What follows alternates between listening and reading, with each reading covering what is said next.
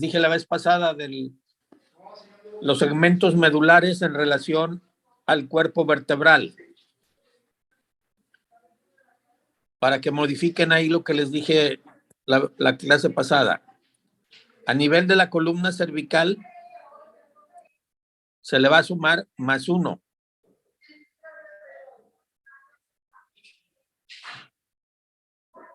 De T1 a T5, se le suma +2. De T6 a T9, +3. T10 corresponde a L1, L2. T11 a L3, a L4. T12 a L5, S1, que es el epicono medular. Y L1 corresponde de S2 a S5, que corresponde al cono medular. Ahora sí vamos a revisar las preguntas.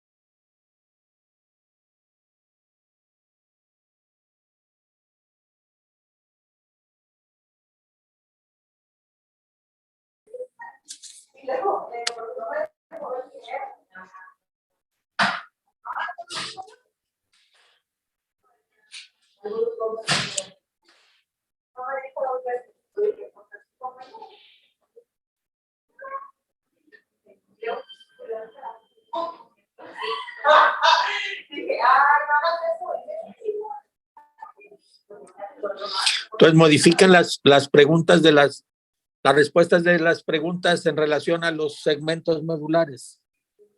Así como les acabo de decir, por favor.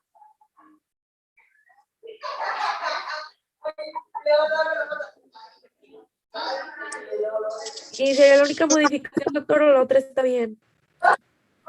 Es de T1 a T5, +2. De T6 a T9, +3. A nivel de T10 corresponde al segmento L1, L2. El T11 corresponde a L3, L4. El T12 corresponde a L5, S1.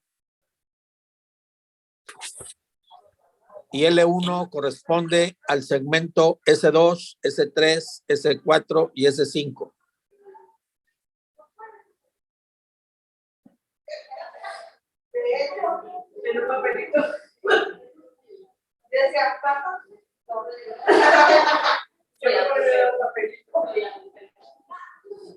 Ahora, en relación a la pregunta número 2, que dice el síndrome de sección medular completa,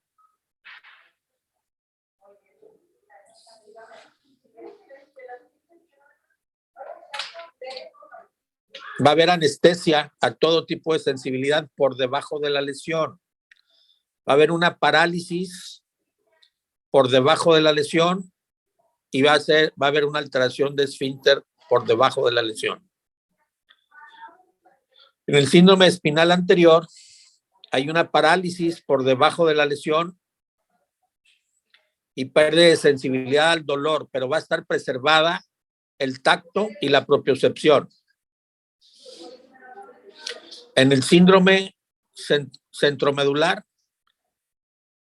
obviamente va a haber pérdida de la sensibilidad de la temperatura y el dolor.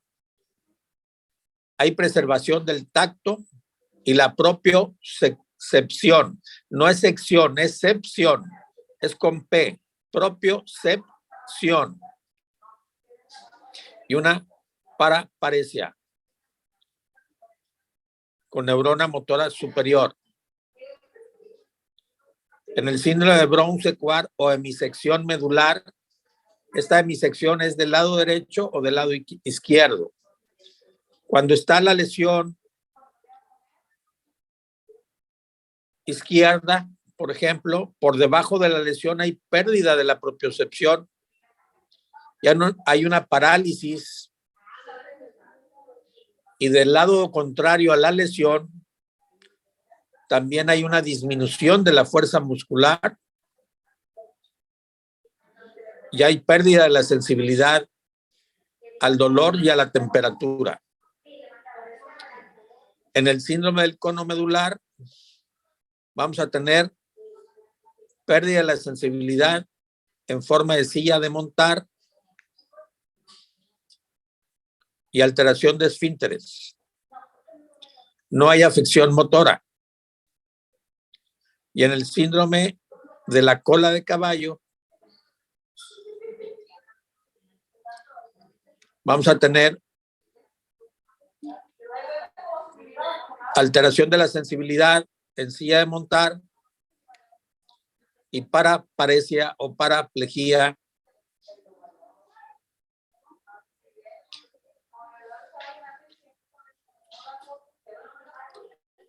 con datos de neurona motora superior.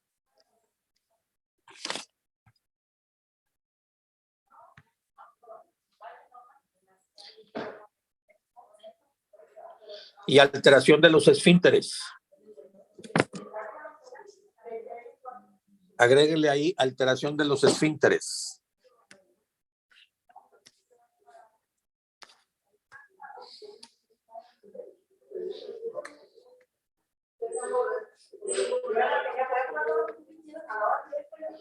Bueno, ahora vamos a continuar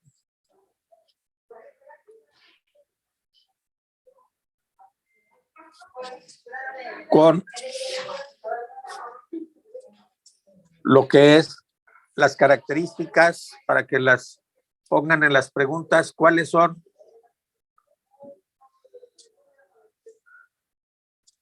Los estudios radiológicos, entre paréntesis pongan radiografías, que se solicitan a un paciente con un traumatismo cráneoencefálico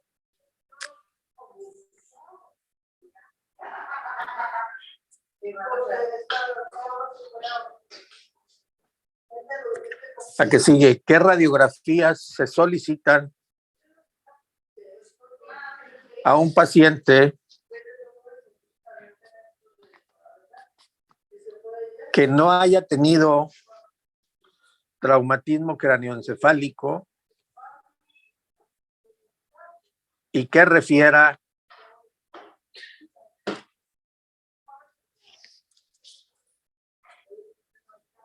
cefalea o cervicalgia,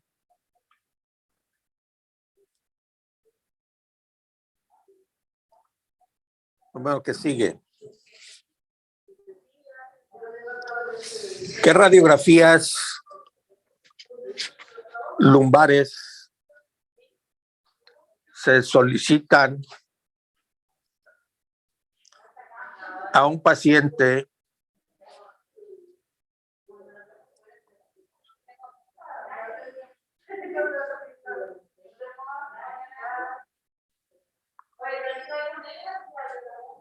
por un trauma de la región lumbar?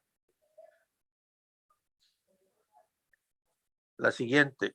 ¿Qué radiografías se solicitan a un paciente no traumático que refiere dolor de la región lumbar irradiado a miembros superiores, que diga miembros inferiores, alguno de los miembros inferiores?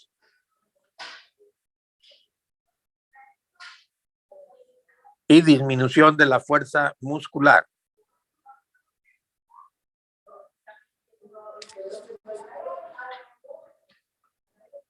Número que sigue.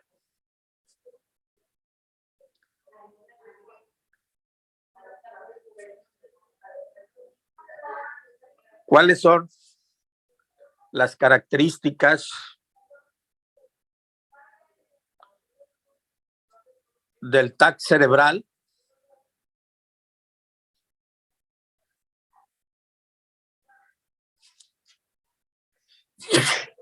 La siguiente, ¿cuáles son las características de la resonancia magnética cerebral?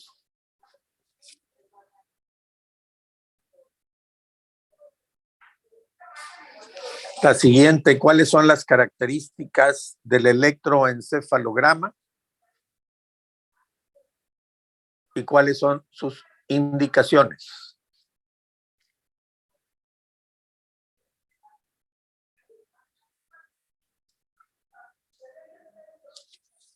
Agreguen en el tag cuáles son las indicaciones de elección, así como en la resonancia magnética cerebral, cuáles son las indicaciones de elección.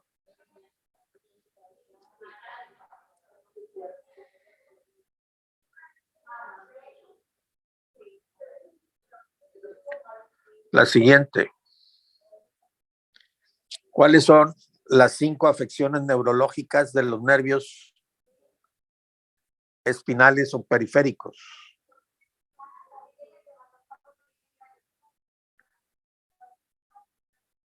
¿Cuáles son las características en una lesión del nervio mediano, en una lesión del nervio ulnar y en una lesión del nervio cubital? Que diga ulnar o cubital, y una lesión del nervio radial.